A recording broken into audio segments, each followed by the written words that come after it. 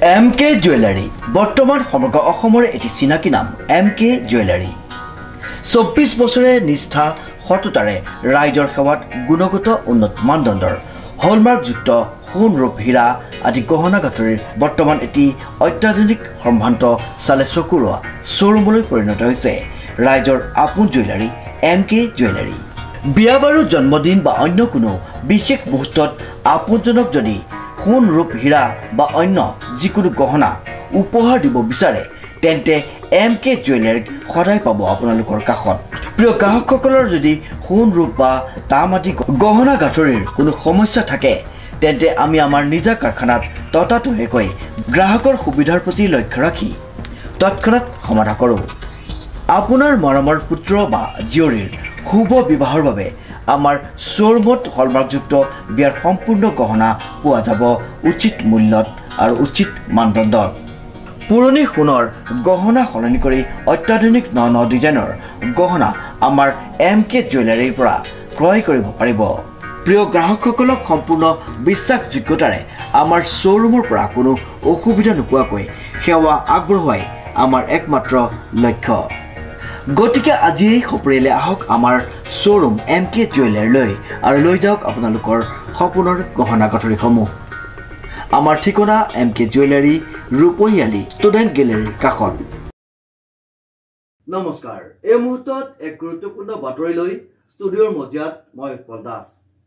যোৰহাটবাসী ৰাইজৰ বাবে এটা অতি ভাল খবৰ 2024 বৰ্ষৰ হাইস্কুল শিক্ষান্ত পৰীক্ষাত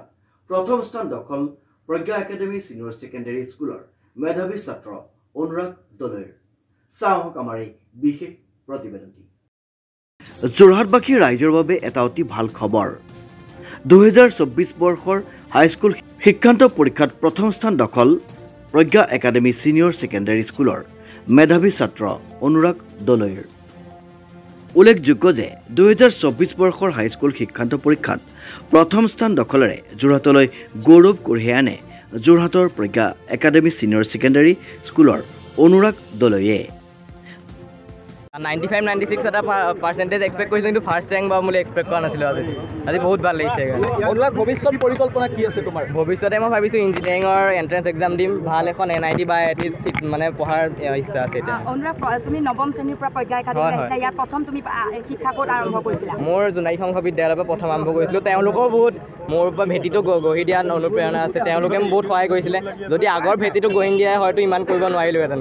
প্ৰথম খবৰটো কেতিয়া পালে মোৰ 9টা নহয় 10টা বজাত ফোন কৰিছে মোৰ বাই এগৰাকীয়ে বোলে তাৰ নামটো টিভিত দেখিছোঁ ফাৰ্ষ্ট ৰেংক মই প্ৰথমতে বিশ্বাস হোৱা নাছিল টিভি খুলি চালোঁ হয় মই হয় কেনেকুৱা লাগিছে ইমান এটা ডাঙৰ খবৰ আমি খুব আমাৰে বেছি আনন্দ লাগিছে মোৰ বহুত প্ৰথমতে বিশ্বাস হোৱা নাছিলে মই মানে 95-96 এক্সপেক্ট কৰিছিলোঁ কিন্তু ফাৰ্ষ্ট ৰেংক পাম বুলি মানে এক্সপেক্ট কৰা নাছিলোঁ কাৰণ এবাৰ পেপাৰ অলপ টান আহিছিলে তথাপি ভাল হৈছিলে পৰীক্ষাটো কিন্তু এক্সপেক্ট মানে ফাৰ্ষ্ট ৰেংক বুলি ভবা নাছিলোঁ বহুত ভাল লাগিছে এতিয়া তোমাৰ সমানে তোমাৰ ছাৰ বাইদেউসকল বহুত বেছি উৎফুল্লিত হয় ছাৰ বাইদেউসকলেতো বহুত মানে মোৰ ওপৰত অৰিহণা যোগাইছিলে কিবা ডাউট থাকিলে তেওঁলোকে ক্লিয়াৰ কৰি দিছিলে স্কুললৈও আহিছিলোঁ সুধিবলৈ মানে কিবা যদি বুজি নোপোৱা থাকে এক্সট্ৰা ক্লাছো কৰি দিছিলে এনেকৈ মানে বহুত অৰিহণা যোগাইছিলে ভৱিষ্যতে মই ইঞ্জিনিয়াৰিং কৰিম বুলি ভাবিছোঁ পঢ়াৰ বাহিৰে কাৰাটে তবলা শিকিছোঁ অনুৰাগে কাৰাটে খেলে হয় হয় কেতিয়াৰ পৰা মই ক্লাছ 4 পৰা শিকিছোঁ হয় এতিয়া মই ব্ৰাউন বেল্ট হয় আৰু তবলা শিকিছোঁ মোৰ 12-13 ঘণ্টা পঢ়িছিলোঁ মানে একেৰাহে পঢ়ি থকা নাছিলোঁ 1 ঘণ্টা 1.5 ঘণ্টা পঢ়িছিলোঁ তাৰপিছত মানে 10 মিনিটমান কিবা গান এটা কৰিছিলোঁ হয় তবলা বজাইছিলোঁ তেনেকৈ পঢ়িছিলোঁ অনুৰাগ শিক্ষা নগৰী বুলি কোৱা হয় যোৰহাটক গতিকে আকৌ তুমি এনে এটা ফলাফল আনি নতুন মাত্ৰা দিলা কি ক'বা গোটেই যোৰহাটবাসীক কি ক'বা গোটেই সমগ্ৰ অসমৰ দৃষ্টি নিবদ্ধ হৈছে এই মুহূৰ্তত হয় হয় বহুত ভাল লাগিছে সকলোৱে যোৰহাটবাসীলৈ বহুত অভিনন্দন থাকিলে মোৰ ফালৰ পৰা কাৰণ তেওঁলোকেও বহুত আমাৰ অৰিহণা আছে কাৰণ এখন নিজৰ জেগাৰ কাৰণে নাম এটা কৰিলে নিজৰে বহুত ভাল লাগে বহুত ভাল লাগিছে আজি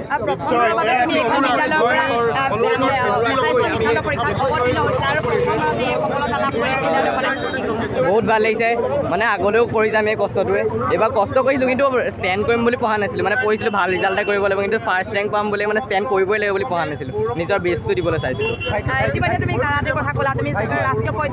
নাই নাই ৰাষ্ট্ৰীয় পৰ্যায়ত মই কাৰাটেটো অকল এক্সাৰচাইজৰ কাৰণে শিকিছিলোঁ প্ৰতিযোগিতা নহয় হয় মানে ডেইলি ধৰক এঘণ্টা পঢ়িলোঁ তাৰপিছত 10 মিনিটমান তবলা বজাওঁ কিবা বা গান এটা শুনো তাৰপিছত আকৌ পঢ়োঁ তাৰপিছত আধা ঘণ্টামান শুওঁ তেনেকৈ পঢ়িছিলোঁ অনুৰাগ দলৰ সাফল্যত এতিয়া সমগ্ৰ যোৰহাটতে বিয়পি পৰিছে আনন্দৰ বন্যা বিদ্যালয়ৰ ছাত্ৰ ছাত্ৰী শিক্ষক শিক্ষয়িত্ৰী অভিভাৱকৰ লগতে শুভাকাংক্ষী ৰাইজ আনন্দত মতলীয়া হৈ পৰা পৰিলক্ষিত হয় ভবা নাছিলোঁ আৰু নিউজতো দি আছে যে পইচন নিদিয়ে আৰু পইচনটো নিদিয়াটো অৱশ্যে ভাল বুলিয়ে মই ভাবোঁ কাৰণ এইটো হয়তো বহুত অপকাৰো কৰিব পাৰে দেই মই ভাবিছোঁ এইটো চবৰেতো এইটো একে নহয় বাৰু ধাৰণাটো সেইটো কাৰণে নিদিলে পইচনটো ভাল ভাবিছোঁ আৰু এতিয়া এইটো কেনেকৈ হায়াৰ ছেকেণ্ডেৰী 2 বছৰ আগবঢ়াই লৈ যাব পাৰে সেইটোৰ ওপৰত